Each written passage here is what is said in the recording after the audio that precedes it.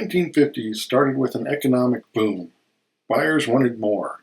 More power, more room, more features, more styling, and manufacturers were more than willing to give it to them, with just a slight dip in sales in the early 50s, partially due to the Korean War. Chevrolet would dominate the decade, with sales climbing to 1.7 million, partially due to the introduction of the now legendary small block V8. Ford's legendary flathead V8 that they'd been manufacturing for decades would be replaced by an all-new overhead valve V8 to take advantage of better fuels and higher compression, and sales would peak slightly below 1.7 million. Plymouth was struggling to stay in the top three and also introduced its first V8 engine, and for 1957 attempted to leap ahead of the game in the styling department, and sales would climb above 760,000. Buick started the decade in the number 3 spot, but was soon losing sales to cheaper GM divisions, Oldsmobile and Pontiac, with sales near 670,000.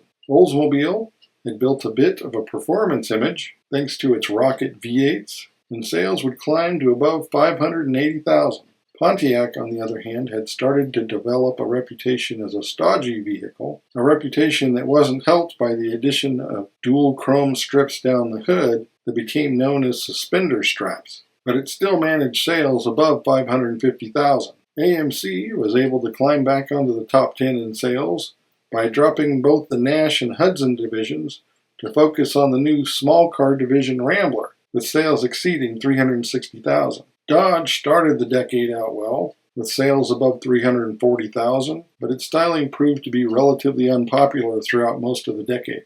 Mercury was trying to separate its image further from Ford's by attempting to move upmarket and advertising safety features such as optional seatbelts, reaching a sales high near 330,000. Studebaker started the decade out doing reasonably well, with sales of 320,000, but in spite of low prices and new styling, sales declined throughout the decade. A recession at the end of the decade would see a minor decline in sales for most brands, and few independent manufacturers remained to compete against the big three, particularly as classes exploded in the 1960s.